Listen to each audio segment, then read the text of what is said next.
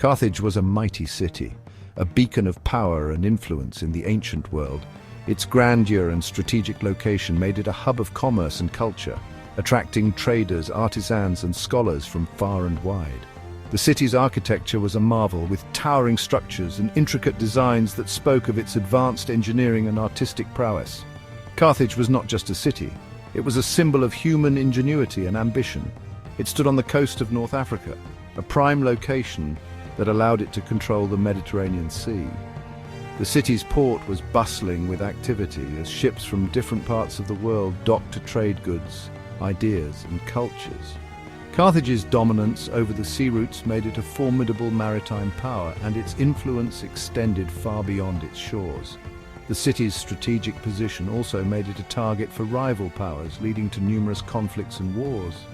We know it as Tunisia today, but in ancient times it was the heart of the Carthaginian Empire. The ruins of Carthage still stand as a testament to its former glory, attracting historians and tourists alike. Queen Dido, a legendary figure, is credited with founding this magnificent city. Her story is one of courage, determination, and cleverness, qualities that have made her a lasting icon in history. She was a Phoenician princess, born into a world of wealth and privilege. However, her life took a dramatic turn when she fled her homeland. Dido's journey was fraught with danger and uncertainty, but her resilience and leadership shone through. She gathered a group of loyal followers and set sail in search of a new home, driven by a vision of creating a prosperous city where her people could thrive. She sailed across the Mediterranean Sea, navigating treacherous waters and facing numerous challenges. The journey was long and arduous, but Dido's unwavering spirit kept her and her followers going. They braved storms, pirates, and the vast unpredictable sea, all in the hope of finding a place where they could start anew. Their voyage is a testament to the human spirit's capacity for endurance and hope. Legend tells us Dido made a deal with the local inhabitants when she arrived on the North African coast. She asked for a piece of land, but not just any piece. She requested as much land as could be covered by an ox hide. This seemingly modest request was actually a brilliant strategic move, showcasing her intelligence and cunning. The locals, underestimating her, agreed to the deal, not realizing the clever twist that was to come. She wanted enough land to cover an ox hide, but Dido was clever. Instead of laying the ox hide flat, she cut it into thin strips, creating a long, continuous piece of leather. This allowed her to enclose a much larger area than anyone had anticipated. Her ingenuity in this negotiation not only secured a significant amount of land, but also demonstrated her ability to think outside the box and turn a seemingly impossible situation to her advantage. She cut the ox hide into strips, a meticulous process that required precision and patience. Each strip was carefully measured and placed to maximize the area it could cover. This act of cutting the ox hide into strips has become a symbol of Dido's resourcefulness and strategic thinking. It is a story that has been passed down through generations, illustrating the power of creativity and intelligence in overcoming obstacles. She enclosed a large area of land, which would become the foundation of Carthage. This land, once barren and uninhabited, was transformed into a thriving city under Dido's leadership. Carthage grew rapidly, becoming a center of trade, culture, and power. The city's success can be traced back to Dido's vision and determination, qualities that have made her a legendary figure in history. Her story is a reminder of the impact one person can have on the world and the enduring legacy they can leave behind. Carthage became a great trading power. It controlled the seas. Traders sailed to distant lands. They brought back riches. Carthage was famous for its ships. They built strong and fast ships. Their ships were called biremes and triremes. They had 2 or 3 rows of oars. The Carthaginians were skilled sailors. They navigated by the stars. They explored new lands. They traded with many cultures. Carthage grew wealthy from its trade. Carthage was a diverse city. People from many lands lived there. They brought their own customs and beliefs. Carthage was ruled by a group of wealthy merchants. They formed a council. The council made decisions for the city. Carthage had a powerful army. It was made up of soldiers from many lands. The army protected Carthage's trade. It also conquered new territories. Rome was a rising power. It was located on the Italian peninsula. Rome and Carthage became rivals. They fought for control of the Mediterranean Sea. The Punic Wars were a series of wars. They were fought between Rome and Carthage. The wars lasted for over a century. The First Punic War was fought over Sicily. Rome won this war. Carthage lost its navy. Section 5. Hannibal's legacy. The Second Punic War was led by Hannibal.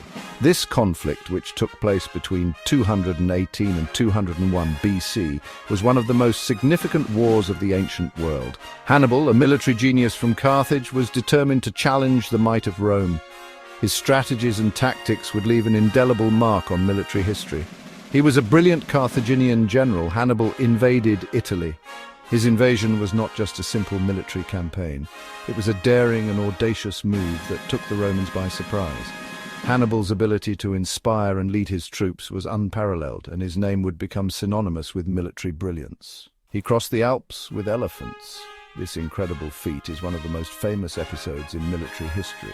Despite the harsh conditions and the loss of many men and animals, Hannibal's determination never wavered.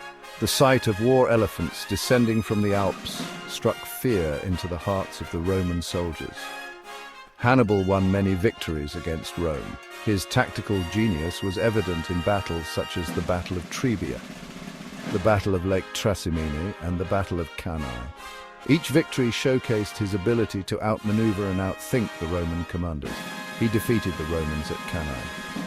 This battle, fought in 216 BC, is often regarded as one of the greatest tactical masterpieces in military history. Hannibal's forces encircled and annihilated a much larger Roman army, demonstrating his unparalleled strategic acumen. This was one of the greatest military victories in history. The Battle of Cannae is still studied in military academies around the world for its innovative tactics and devastating effectiveness. Hannibal's victory at Cannae cemented his reputation as one of history's greatest military commanders. However, Rome did not give up. Despite the severe losses and the psychological impact of Hannibal's victories, the Romans were determined to fight on. Their resilience and tenacity would eventually turn the tide of the war. It raised a new army. It attacked Carthage. The Romans, under the leadership of Scipio Africanus, launched a counter-offensive that would take the fight to Carthaginian soil. This bold move forced Hannibal to abandon his campaign in Italy and return to defend his homeland. Hannibal had to return home to defend his city.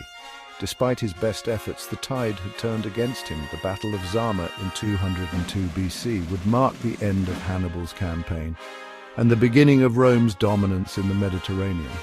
Hannibal's legacy, however, would endure, inspiring generations of military leaders and historians alike. Section 6. The Fall of Carthage. Carthage, a powerful city-state located in North Africa, was once a dominant force in the Mediterranean. Its strategic location and formidable navy allowed it to control trade routes and exert influence over vast territories. However, its rise to power inevitably led to conflict with another burgeoning power: Rome. The rivalry between Carthage and Rome culminated in a series of conflicts known as the Punic Wars. The most famous of these was the Second Punic War, where the Carthaginian general Hannibal famously crossed the Alps with his war elephants to invade Italy. Despite his initial successes, Rome ultimately defeated Hannibal at the Battle of Zama in 202 BC. This decisive battle marked the end of the Second Punic War. Carthage, once a proud and powerful city, was left in a weakened state. The terms of surrender were harsh, stripping Carthage of its military capabilities and forcing it to pay a large indemnity to Rome. The city was left vulnerable, and its influence greatly diminished. As part of the surrender terms, Carthage had to give up its territories outside of Africa. This loss of land further weakened the city-state, making it difficult for Carthage to recover its former glory. The once expansive Carthaginian empire was now reduced to a shadow of its former self, confined to a small area around the city. The final blow came with the Third Punic War, which began in 149 BC. Rome, determined to eliminate Carthage as a threat once and for all, laid siege to the city. The Carthaginians put up a fierce resistance, but they were no match for the might of the Roman legions. After 3 years of relentless fighting, Rome finally breached the city walls. the Romans showed no mercy. They burned the city to the ground, ensuring that nothing would remain of Carthage's former grandeur. The destruction was thorough and brutal, leaving behind only ruins and ashes. The once bustling metropolis was reduced to a desolate wasteland. In 146 BC, Carthage fell to Rome. The surviving inhabitants were either killed or sold into slavery. The Romans even went so far as to salt the earth, a symbolic gesture to ensure that nothing would grow there again. This act of total destruction was meant to serve as a warning to any who might challenge Rome's supremacy. Rome's victory over Carthage was complete. The city that had once been a beacon of power and prosperity was now a memory, its legacy buried under the weight of Roman dominance. The fall of Carthage marked the end of an era and the beginning of Rome's unchallenged rule over the Mediterranean. Section 7. Echoes of the Past. Carthage was a great city. It left behind impressive ruins. Archaeologists have uncovered many artifacts. We have found pottery, jewelry, and coins. These artifacts tell us about life in ancient Carthage. We are still learning about this fascinating civilization. Section 8. Carthage in our time. Carthage is now a UNESCO World Heritage Site. Tourists from all over the world come to visit. They come to learn about its history. We can learn much from Carthage. It teaches us about the rise and fall of empires. It shows us the importance of trade. It reminds us of the power of human ingenuity. Section 9. A legacy of innovation. Carthage was a center of innovation. They developed new technologies. They made advances in shipbuilding, navigation, and warfare. Their legacy lives on. We still use their ideas today. Carthage was a vital part of ancient history. It shaped the world we live in.